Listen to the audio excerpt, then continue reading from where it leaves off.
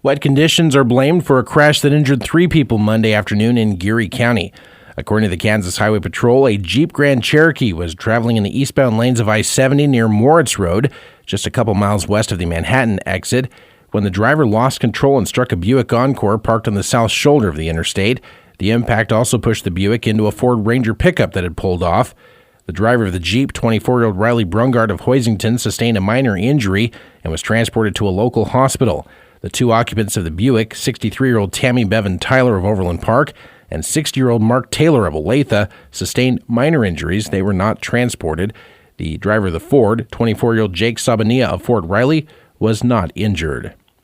The Manhattan area and much of northeast Kansas are experiencing an unusual stretch of cooler than normal temperatures and below average rainfall. K-State meteorologist Chip Redmond says the region missed out on several rain events in August, allowing precipitation deficits to grow. Over the last 30 days, almost 2.5 inches below normal for the Manhattan area. And not just Manhattan, but you look to the north and east as well. Just very dry conditions across northeast Kansas and eastern Kansas.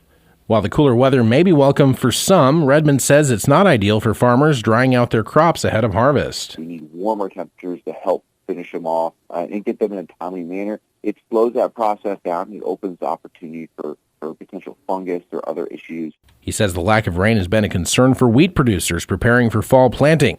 Rain chances will continue over the next week. Manhattan City Commissioners meet tonight with plans to finalize a community survey tied to possible future indoor aquatics.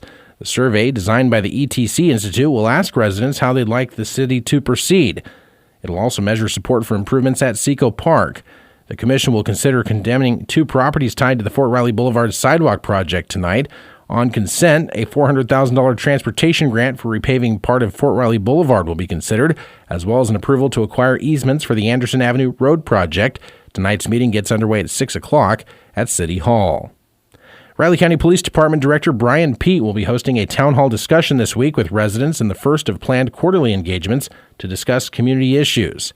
The topic for the first program will be how to be proactive against active shooter violence and what RCPD is doing to prevent it in Manhattan and Riley County.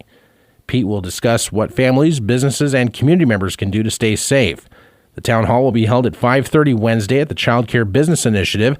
That's at 2423 Kimball Avenue, west of the hospital. As more entrepreneurs and business leaders reveal their attention deficit hyperactivity disorder diagnosis, experts like ADHD executive function coach Sally Linton are spotlighting how the condition's unique traits can drive innovation and success in high-pressure environments. You'll see a lot of people with ADHD in fast-paced, sometimes chaotic jobs, which entrepreneurism fits that perfectly, right? Drawn to that. Right? They're drawn to that because with ADHD, our brains actually calm down in moments of chaos.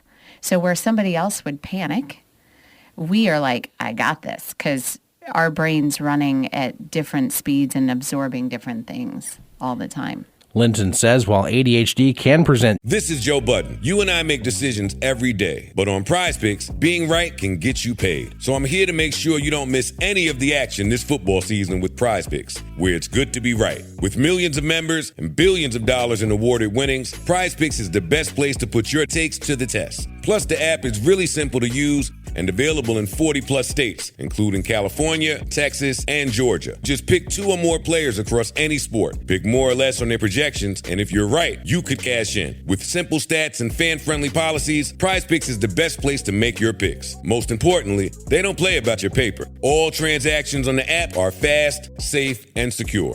Download the Prize Picks app today and use code SPOTIFY to get $50 in lineups after you play your first $5 lineup. That's code SPOTIFY to get $50 in lineups after you play your first $5 lineup. Prize Picks. It's good to be right.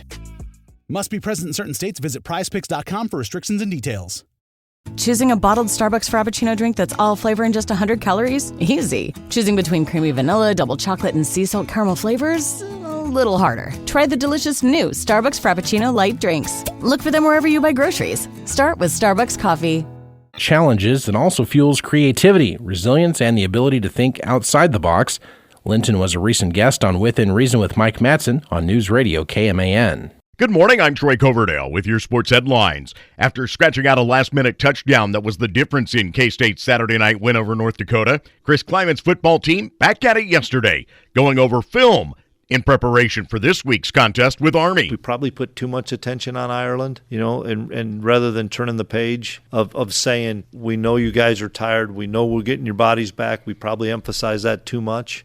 That's on me, that now we're in a rhythm of it, that there are no excuses, and we've talked about that with the guys. It's not a talent issue. We have good talent. It's an execution and a little bit of a discipline issue, and those things are going to get corrected. Army visiting Bill Snyder Family Stadium Saturday evening at 6, with coverage beginning at 2 that afternoon with PowerCat Game Day on News Radio KMAN and 101.5 K-Rock. Bud Clark had a first-half pick-6, and Kivorian Barnes had a 75-yard touchdown run on the first snap after halftime to help TCU spoil Bill Belichick's coaching debut at the collegiate level. They rolled past North Carolina 48-14. K-State soccer remained unbeaten on the season with a 0-0 draw at Harvard Monday. K-State is one of 3 teams in the country to have not allowed a goal this season. They'll visit Nebraska Sunday, then match up with Colorado Christian on Thursday, the 11th at Boozer Family Park. The Kansas City Royals reinstated top prospect Jack Caglione from the injured list and promoted Carter Jensen, their second-ranked prospect from AAA Omaha, building out their roster for the final month of the season.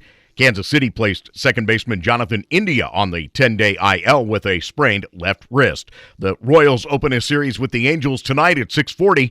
Coverage on News Radio KMAN will get underway at 6. Have a great day. I'm Troy Coverdale.